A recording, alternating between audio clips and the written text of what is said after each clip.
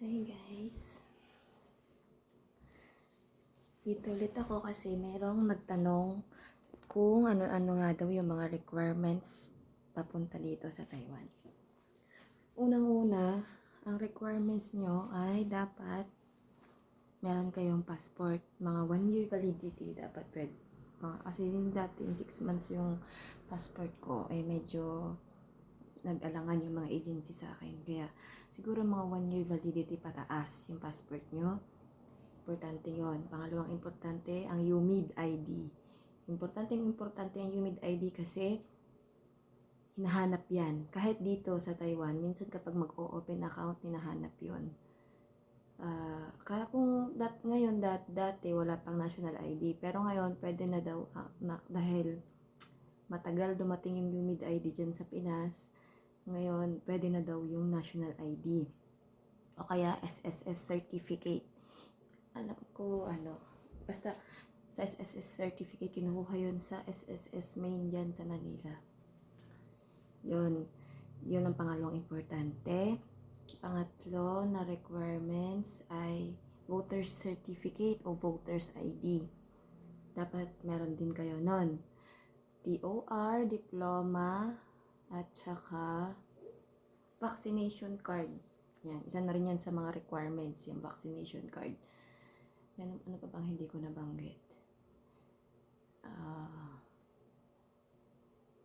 Yung NBI kasi parang na rin yun kapag sure ka na. O kaya pwede rin, magdala ka na rin ng NBI.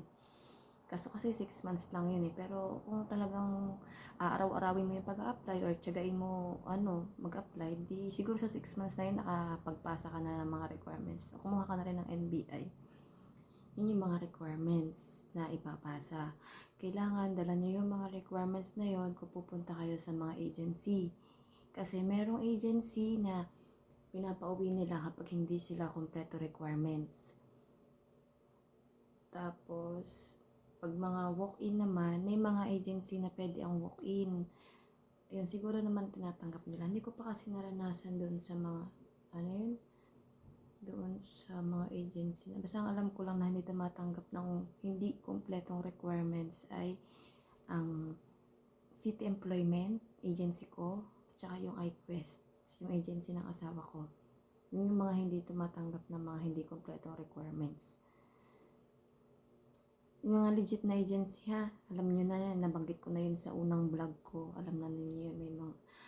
Tapos, ano pa ba? Kailangan, kapag pumunta kayo doon, ay dapat talaga may mga resume na kayo. Ang resume naman kasi parang, lang, kumbaga gayanan nyo lang, kasi doon naman kayo mag-fill up sa agency na yun eh. Ano pa ba? Sa height naman, 5'2" lang kasi ako pero tinasan ko lang yung tindig ko nun. Pero siguro, pero flat 5 lang talaga ako, alam ko. Flat 5 lang ako. Taasan nyo lang. Depende siguro sa agency na nahanapan nila ng employer. Depende sa employer. Kasi dito sa Taiwan, may mga company na kailangan talaga medyo may height ka ng konti. Kasi yung mga makina dito matataas. Meron nga ako dito kasamahan na maliit siya, natanggap siya. Siguro mga 4'11". May kasamahan ako na 4'11" lang. Pero dahil mabait yung company na yon, nag-provide yung company ng maliit na silya. Yung bangkito ba yun? Para maabot niya yung makina niya. Depende rin kasi may mga dito na company na nakaupo ka lang, may process ka na nakaupo ka lang, may process na nagmamakina ka. Kaya iba-iba rin yung mga dito.